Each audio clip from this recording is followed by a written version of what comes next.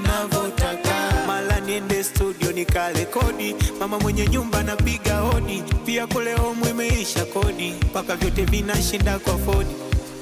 Kila siku napambana kwenda studio kuimba mziki, kile kidogo nachopata ndo naenda kutengenezea biti, nikimaliza kule kodi ngoma